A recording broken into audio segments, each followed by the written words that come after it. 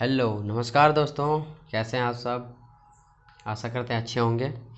मैं अमरदीप कुमार स्वागत करता हूं आपके अपने YouTube channel free online academy पे। तो आइए शुरू करते हैं आज इसी का सेकंड पार्ट। फर्स्ट पार्ट अगर आप लोगों ने नहीं देखा है तो चैनल के प्लेलिस्ट में जाइए और पहले फर्स्ट पार्ट देख लीजिए।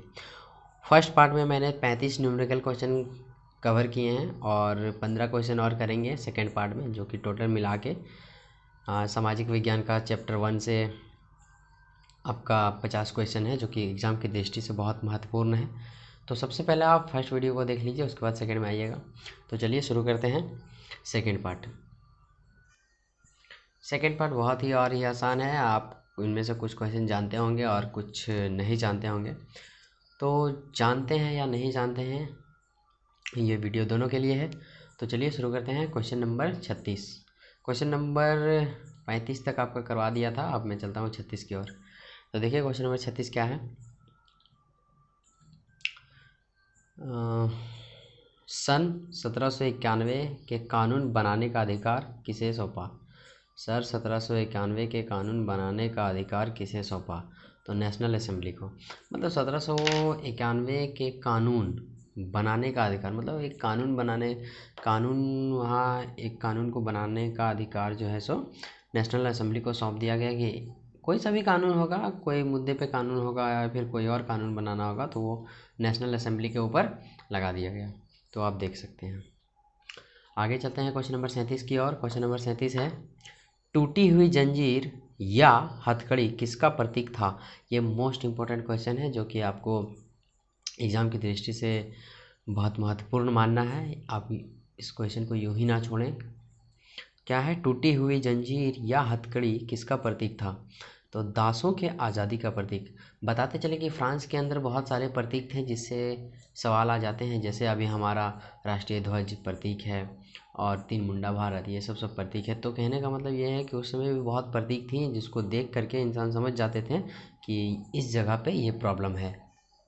तो थोड़ा सा मैं आपको बता देता हूँ कि प्रतीक क्या होते हैं। तो हर देश का अपना अपना एक खुद प्रतीक होता है। ये प्रतीक पहले इसलिए बना दिया जाता था क्योंकि हर बार हम आपको समझाने नहीं जाएंगे। एक बार कोई प्रतीक बना दिया और उसके बारे में हम घोषणा पत्र में जारी कर दिए, इसका प्रतीक ये माना जाता है। तो वहीं से सब जानने लगते थे कि ये हो, इसका मतलब ये निकलता है, इसका मतलब ये निकलता है। मैं एग्जांपल के तौर पे आपको बता देता हूँ कि मान लीजिए जैसे बरस कहीं बहुत सारा पानी बह रहा है और ज़मीन पूरा भीगा हुआ है और मौसम ठंडा ठंडा किया है, तो हम कैसे पता लगा जाते हैं कि हाँ बरसात हुआ है। उसी टाइप का कुछ प्रतीक थे जो कि फ्रांसीसी सरकार ने चलाए थे। तो आइए उन्हीं को देखते हैं सबसे पहले। तो पहला क्वेश्चन हम पढ़ा दिए हैं कि टूटी हुई जंजीर किसका प्रतीक था। दासों के आज़ादी का प्रतीक था। अगर दूसरा क्वेश्चन चलेंगे तो दूसरा क्वेश्चन है, और दूसरा क्वेश्चन है मतलब क्वेश्चन नंबर 38, छड़ों का बर्छीदार कट्टर किसका प्रतीक माना जाता था। एक छड़ का बर्छीदार कट्टर होता था जो छड़ का बनाया हुआ था, नुकीला टाइप का रहता था, वो किसका प्रतीक है। एकता का प्रतीक है। ठीक है, छड़ों का बर्छीदार कट्टर किसका प्रतीक है। एकता का प्रतीक है। आगे क्वेश्चन अगर देखेंगे तो शाही सत्ता का प्रतीक क्या था। शाही सत्ता का प्रतीक था राजदंड। क्या, राजदंड शाही सत्ता का प्रतीक है। आगे है क्वेश्चन, आगे क्वेश्चन है, अंगूठी का कोई और छोर नहीं होता का मतलब क्या है। अंगूठी का कोई और छोर नहीं होता का मतलब क्या है।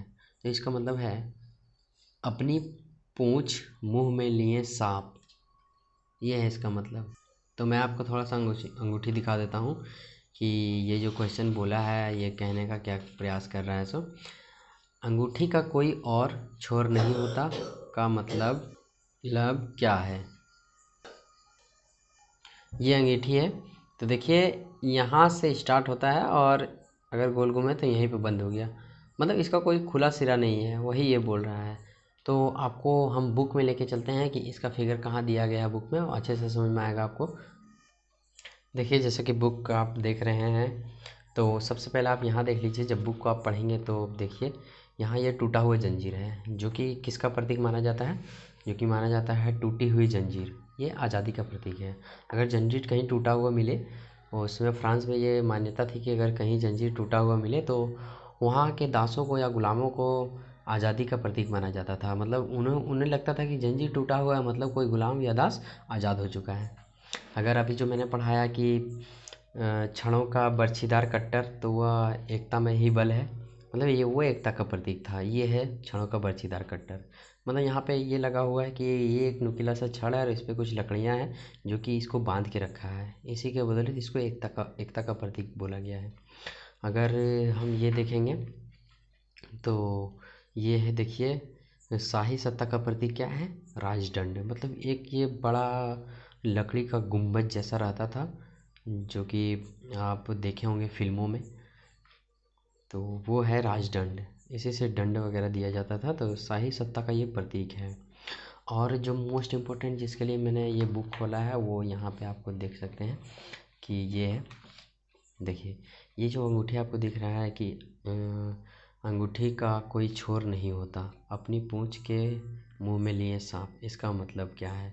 तो अंगूठी का कोई और छोर नहीं होता, मतलब ये सांप है और ये ऐसे घुमा करके अपनी पूंछ को ही अपने मुंह में ले लिया है, इसलिए इसका कोई छोर नहीं है। इसका कहने का मतलब ये बोल रहा है। तो आशा करते हैं ये आप समझ गए होंगे। इसी तरह कुछ और प्रतीक हैं जिसको हम आगे जानेंगे, तो मैं आपको बुक में दिखा देता हूँ, फिर क्वेश्चन की ओर चलेंगे। तो एक यहाँ पे ये देखिए, बहुत मोस्ट इम्पोर्टेंट चैप्टर है ये, और क्वेश्चन तो समझ लीजिए सब गोल्डन है। गोल्डन। तो चलिए शुरू करते हैं। एक ये क्वेश्चन है जो लाल फ्राइजियम टोपी दासों द्वारा स्वतंत्र होने के बाद पहनी जाने वाली टोपी थी। जब मतलब कि वहाँ के स्लेवरी थे, गुलाम जो थे, वो जब स्वतंत्र हो गए तो ये लाल फ्राइजियम टोपी पहनने लगे। कहीं कहीं नीले का जिक्र किया गया है, तो नीला जहाँ भी आपको मिले तो वो भी होता है, लेकिन सबसे बेस्ट है लाल, जो कि एनसीईआरटी किताब में है। तो ये भी क्वेश्चन अभी हम लिखवाएंगे। आगे चलेंगे तो फ्रांस के राष्ट्रीय रंग, तो फ्रांस के राष्ट्रीय रंग 3 कलर है, नीला, सफ़ेद, लाल। जी हाँ, वहाँ के राष्ट्रीय रंग जो हैं सो नीला और सफ़ेद, लाल हैं। एक और प्रतीक है, देख लीजिए यहाँ कैसे कैसे प्रतीक बने हुए हैं, आप थोड़ा सा देख सकते हैं। हाँ, तो यहाँ पे देखिए, ये जो उड़न परी आपको दिख रही है ये भी किसी का प्रतीक है। कानून का मानवीय रूप, कानून का मानवीय रूप, ये किसका प्रतीक है? तो डेनो वाली स्त्री, डेनो वाली स्त्री प्रतीक है किसका? कानून का मानवीय रूप का प्रतीक है। ये क्वेश्चन आपको लिखवाएंगे हम, कैसे कुछ प्रश्न एग्जाम में बनते हैं वो लिखवाएंगे, अभी आपको लिखने की ज़रूरत नहीं है। तो आइए चलते हैं क्वेश्चन कैसे बनते हैं सो। तो देखिए, कानून का मानवीय रूप किसे माना गया है? कानून का मानवीय रूप किसे माना गया? अभी मैंने दिखाया ना आपको कि ये डेनो वाली स्त्री को, देखिए ये डेनो वाली स्त्री, उड़न परी जिसको हम लोग बोल सकते हैं, ये डेनो वाली स्त्री कानून का मानवीय रूप है, डेनो वाली स्त्री। तो क्वेश्चन कैसे बनते हैं वो आप देख सकते हैं कि कानून का मानवीय रूप किसे माना गया है? तो डेनो वाली स्त्री को। तो आप सिंपल से इसका जवाब दे सकते हैं और इसको याद रख सकते हैं, नोट कर सकते दीजिए। आपसे निवेदन है कि नोट्स करते जाइए और नोट्स बनाते जाइए, ताकि आने वाले एग्ज़ाम में ये आपके लिए काफ़ी हेल्पफुल हो सके। ये क्वेश्चन है, नेशनल असेंबली ने प्रसा एवं ऑस्ट्रिया के विरुद्ध युद्ध की घोषणा कब की? तो वो अप्रैल 1792 ईस्वी में। आगे है, किसकी सरकार ने मतदाताओं की मतदान करने की उम्र को घटाकर 25 से 21 वर्ष कर दिया गया? तो वह है जैकोबिन के सरकार ने, जैकोबिन। जी हाँ, जैकोबिन एक ऐसा सरकार थे जो निरंकुशवाद थे, तो उन्होंने ही 25 से 21 कर दिया मताधिकार की आयु। आगे चलेंगे तो देखते हैं आगे क्या है। फ्रांसीसी राजतंत्र का अंत कब किया गया? फ्रांसीसी राजतंत्र का अंत कब किया गया? तो वो किया गया है 21 दिसंबर 1792 ईस्वी को जो है सो फ्रांसीसी राजतंत्र का अंत। चलते हैं आगे की ओर। अगला क्वेश्चन है, लुई 16वें को न्यायालय द्वारा क्या आरोप लगाया गया? लुई 16वें को न्यायालय द्वारा क्या आरोप लगाया गया? तो देशद्रोह। आगे चल के फ्रांसीसी क्रांति में ये विवाद हो जाता है, राजनीतिक बहुत सारी होती हैं राजाओं के द्वारा, तो उनको एक गलत तरीके से देशद्रोह साबित कर दिया जाता है। उसी के बेसिस पे ये क्वेश्चन बनता है। और अभी देखिएगा आगे आप देशद्रोह साबित करके उसको कारागार में डाल के उसको फांसी दे दिया जाता है। ऐसा क्वेश्चन आगे देखने को मिलेगा। तो चलते हैं आगे। क्वेश्चन 45 के बाद क्वेश्चन 46, न्यायालय द्वारा लुई को देशद्रोह की सजा सुना कर उसे फांसी पर कब चढ़ाया गया। न्यायालय द्वारा लुई को देशद्रोह की सजा सुनाकर उसे फांसी पर कब चढ़ाया गया। तो देखिए 21 जनवरी 1793 ईस्वी को न्यायालय द्वारा सबसे पहले देशद्रोह करार दे दिया गया और उसके बाद उसको फांसी पर चढ़ा दिया गया। कब? 21 जनवरी 1793 ईस्वी को। आगे चलते हैं।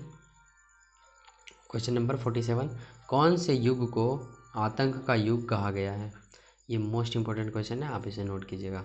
तो 1793 से लेकर 1794 मतलब एक साल जो है सो आतंक का युग रहा। कहने का तात्पर्य ये है कि जब लुई 16वें इस दुनिया से चल बसे तो तब तो कोई राजा था नहीं कि अच्छे से शासन व्यवस्था चल सके, अच्छे से सब कुछ कार्य हो सके। तो एक साल पूरा जो है सो उथल पुथल हुई फ्रांस के अंदर, और उसी का कारण से 1793 से 1794 तक के काल को आतंक का काल कहा जाता है। आगे चलते हैं। अभी हम आगे जाके देखेंगे कि वहाँ के लोगों को सज़ा कैसे दिया जाता था और कैसे उसको सज़ा मिलता था। तो क्वेश्चन आएगा उसी में मैं आपको समझाते चलूँगा। तो अगला क्वेश्चन है 48, गिलोटिन मशीन का आविष्कारक किसने किया था। गिलोटिन मशीन का आविष्कारक किसने किया था। तो सबसे पहले इसके बारे में आविष्कारक कौन है वो जान लेते हैं, उसके बाद गिलोटिन क्या है, गिलोटिन मशीन किसे कहते हैं वो जानते हैं। तो डॉक्टर गिलोटिन, जी हाँ डॉक्टर गिलोटिन। तो बताते चले कि ये गिलोटिन मशीन क्यों नाम रखा गया, क्योंकि जब इसने आविष्कार किया तो इसी के नाम पे इस मशीन का नाम रख दिया गया गिलोटिन मशीन। ये मशीन का काम है सज़ा देना। क्या से सज़ा देना वो हम आगे बात करेंगे। सज़ा मतलब क्या, सज़ा वहाँ का ऐसा दिया जाता था कि अगर कोई व्यक्ति गुनहगार है, सज़ा का हकदार है, तो उसको गिलोटिन मशीन के द्वारा सज़ा दिया जाता था। हाँ, दोनों बीच में से मतलब ये कटार जैसी रहती थी, एक लकड़ी का गुंबज के जैसा, और ऐसे रहती थी, और यहाँ पे बीच में उसका सर रख दिया जाता था और ऐसे कलम कर दिया जाता था। सर को धड़ से अलग कर दिया जाता था, ऐसे करके सर को धड़ से अलग कर दिया जाता था। ऐसे सज़ा वहाँ पे दी जाती थी, और इस मशीन का आविष्कारक थे डॉक्टर गिलोटिन। तो आगे चलते हैं। क्वेश्चन नंबर 49, फ्रांस के अंतर्गत सबसे मशहूर क्लब कौन सा था। तो बताते चले फ्रांस के अंदर एक मशहूर क्लब था। वैसे फ्रांस के अंदर टोटल 60 क्लबें थी जिसमें से एक सबसे मशहूर क्लब थी जिसका नाम है, थोड़ा नाम लंबा है तो आपको थोड़ा प्रॉब्लम हो सकती है, तो घबराने की बात नहीं है, एक दो बार देखिएगा आपको याद हो जाएगा। तो यहाँ है द सोसाइटी ऑफ रेवोल्यूशन एवं Republican women. The society of revolution एवं रिपब्लिकन वीमेन, ये एक सबसे मशहूर क्लब था फ्रांस के अंदर। आगे चलते हैं और ये लास्ट क्वेश्चन है, फ्रांस की महिलाओं ने कब मताधिकार प्राप्त किया। ये जी हाँ, अगर आप देखा जाए तो सबसे ज़्यादा संघर्ष फ्रांस की महिलाओं ने किया है और अंततः में जाके उसकी जीत हुई है। कहते हैं कि कर भला तो हो भला। तो मेहनत करते रहिए और अपने क्षमता को आंकते रहिए ताकि आप आगे सफल हो सके। तो इसका आंसर मैं बता रहा हूँ कि महिलाओं ने कब मताधिकार प्राप्त किया, तो वह है 1946 ईस्वी में। जी हाँ, 1946 ईस्वी में इन्होंने मताधिकार प्राप्त कर लिया। तो आशा करते हैं ये वीडियो आपको समझ में आया होगा और अच्छा लगा। अगर अच्छा लगे तो लाइक कीजिए और दोस्तों के साथ शेयर कर दीजिए। तो चलिए आज के लिए इतना ही। अब मैं आऊँगा अगले चैप्टर में 2 पार्ट लेकर, पहला पार्ट और दूसरा पार्ट, ताकि आपको पढ़ने में आसानी हो। और चैनल को लाइक करना मत भूलिएगा, आप लोग भूल जाते हो। बाय, जय हिंद, जय भारत।